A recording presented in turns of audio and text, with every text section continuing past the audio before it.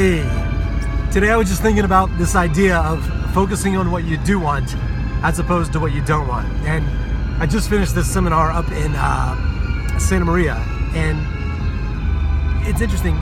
Every day I've been talking about doing my own seminar, and it's going to be April or May with my buddy James Swanwick, who is a anchor on ESPN, head of sales for Tai Lopez. And we're putting together this event like Mastermind, and just the fact that it's in me, now every day these people are like, I want to go to your seminar, and I never mention it. So it's like it's in me, and I'm always reminded of what's in you.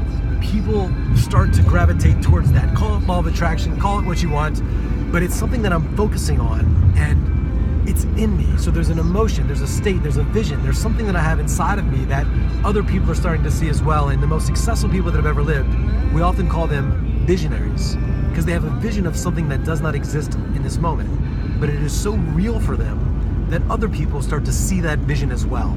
And so every morning when I wake up now, I have this iMovie, and I take pictures from things that I want to create or manifest in my life. And I go through this several times a day. On your iPhone, I take these pictures and you put them in there to a little, and you could let it go by like 5-second clips, and it would take a few minutes, but I just scroll. It takes me literally 10 seconds. I do it several times a day of scrolling, looking at all these pictures. So it's in me. And as I've mentioned before, I literally have by my bed a triad: focus, patterns of language and meaning, and physiology. This is what creates a state. And the more certain you are, your certainty being so strong, there's a level of emotion that's in you that translates to other people, and it brings about more of what you want. So everything's a transference of emotion. And the more conditioned you can be, the more people will see and feel experiences for you.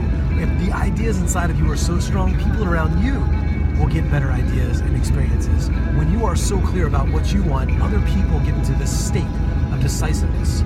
When we're indecisive in life, when there's this wishy-washiness, it actually attracts more crap into our life. But when a person is decisive and clear, it actually inspires other decision makers around them. And also, we're so clear, we actually bring about the kind of people who are clear into our lives, where these are the people that we want into our life, the most successful people in the world, the president, leaders of companies. They make decisions. And so when we decide what we want to focus on, when we decide what we want and not just what we don't want, when we're so clear about what we want, we bring about more of what we want into our lives. You've probably heard of this analogy before, but somewhere outside of Palm Springs, there's a street, long stretch of desert highway, where there's like 12 telephone poles on an 8-mile span. When people are going down that road and they get a little stressed, a little fear, when the car starts to skid out of control, they look right where they don't want to go. There's it's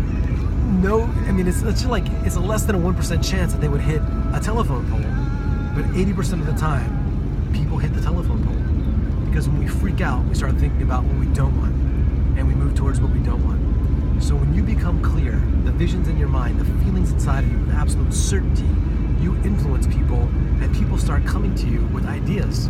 So just today, actually all this week, but today people were so adamant. They were like, when's your seminar? I was like, I didn't even mention I'm having a seminar, but I am, and we planned this thing out, me and James, the other day. So anyway, point of this video, focus on what you want, and I'll focus on seeing you in the next video. Bye-bye.